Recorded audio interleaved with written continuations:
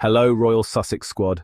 First of all, a huge thank you to every single one of you for standing firm with our beloved Duke and Duchess of Sussex.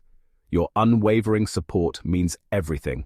And to all our new subscribers, welcome to the Royal Sussex squad, where we bring you the real truth, the juiciest updates and the hottest tea, served with a side of wit and passion.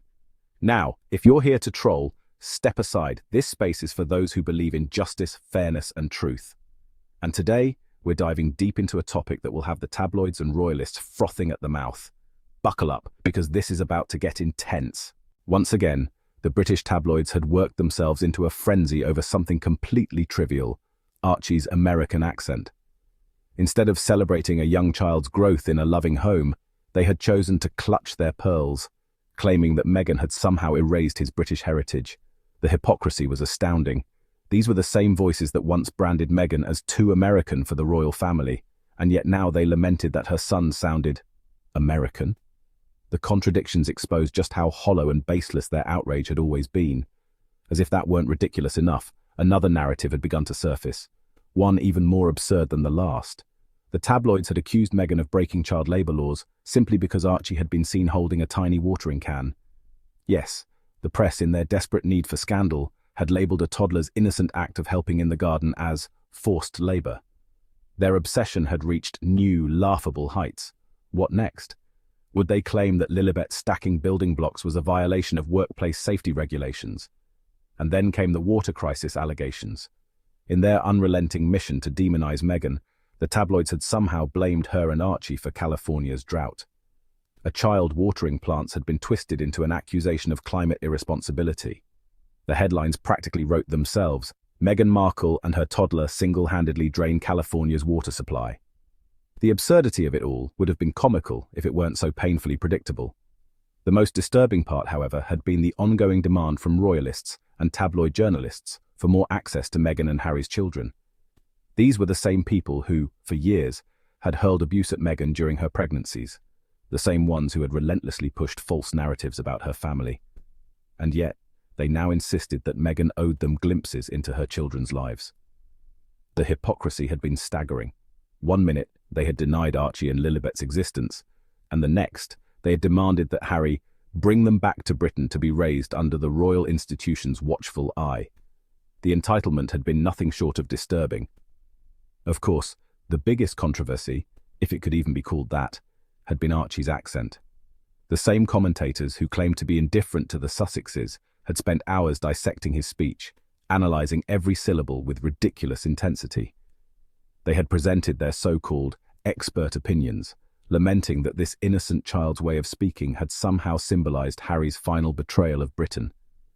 It had been nothing more than performative outrage, designed to generate clicks and stir up unnecessary controversy. But here was the reality.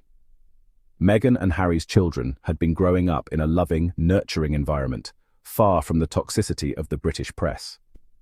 That truth had been what truly enraged the tabloids. Their endless campaigns to paint Meghan as a villain had failed. Their attempts to control the narrative had crumbled. Meghan and Harry had taken control of their own story, and there had been nothing the media could do about it. The real reason for the press's obsession had never been about Archie's accent, Meghan's parenting choices, or California's water supply. It had been about control. The press had wanted Meghan and Harry to remain under their thumb, to be at their mercy, to submit to the outdated institution they worshipped. But that had never been an option. Meghan and Harry had chosen freedom, peace, and happiness. And no amount of manufactured scandals or desperate headlines would change that. While the tabloids manufactured outrage over a toddler's voice and a child's gardening moment, one couldn't help but notice the deafening silence from the royal family. Time and again, the institution had failed to defend Meghan and Harry against blatant media harassment. When Prince William and Kate's children appeared in public, their accents and mannerisms were never dissected under a microscope. Yet when it came to Archie, every syllable he spoke became headline news. This silence wasn't just indifference, it was complicity. The royal family had made it clear that they would never interfere with the media's smear campaign against the Sussexes. After all, it had been those very headlines that had kept attention off their own scandals. Prince Andrew's controversies had been swept under the rug. King Charles's political meddling had barely made a ripple in mainstream news, yet Meghan and Harry's every move had been picked apart with surgical precision. Had there been a coordinated effort to keep the Sussexes as the preferred scapegoats? It certainly seemed that way. The British press knew that Meghan and Harry's name sold papers, and the royal institution seemed content to let them take the hits, even if it meant unfairly targeting innocent children. At the heart of the media's relentless coverage of the Sussexes was something deeper than mere celebrity gossip. It was an obsession with control. For decades, the British press had dictated the public's perception of the royal family.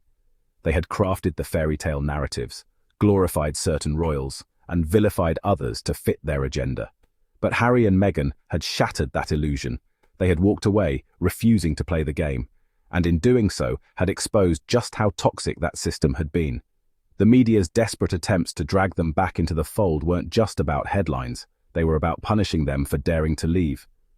The outrage over Archie's accent symbolized that very struggle, the loss of control.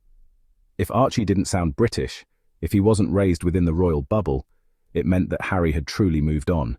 It meant that the press had lost its grip on him, and that was something they simply couldn't accept. It wasn't just nostalgia for a royal past. It was desperation to maintain a narrative that had long since crumbled. But no matter how many hit pieces they produced, the truth remained. Meghan and Harry had won. They had carved out their own path, on their own terms, and the press was left grasping at straws. Even as Harry and Meghan had built a life far from the toxicity of royal drama, the British tabloids had refused to let them go. No matter how much time passed, the media's fixation on the Sussexes had only intensified. While the royal family had continued to make headlines for their own controversies, it was Meghan and Harry's every move that still seemed to drive the press into a frenzy. The irony had been glaring. If the Sussexes were truly irrelevant, as their critics so often claimed, then why had every mention of them sent the media into a tailspin? Why had there been round-the-clock coverage dissecting their decisions, their parenting, and even their children's voices? It had been obvious. Harry and Meghan weren't the problem.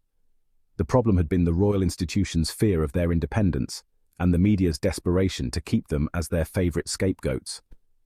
What truly terrified the establishment had been the realization that the Sussexes no longer needed them.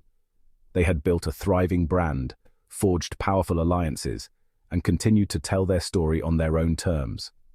That freedom, that autonomy, had been something the royal family had never truly understood. And for the British press, it had been a nightmare. Because without Meghan and Harry, who else would they blame for the monarchy's dwindling relevance? But here was the truth. The Sussexes weren't looking back. They weren't waiting for approval from an outdated institution or a bitter press machine. They had chosen joy, authenticity, and purpose. And that, above all else, had been the ultimate victory.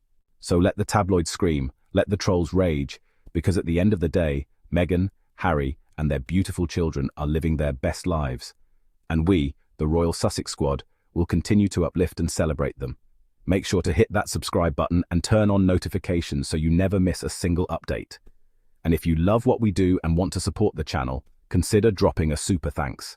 Your support keeps this platform going, and we appreciate every single one of you. Until next time, stay strong, stay loud, and keep standing up for what's right. See you in the next one.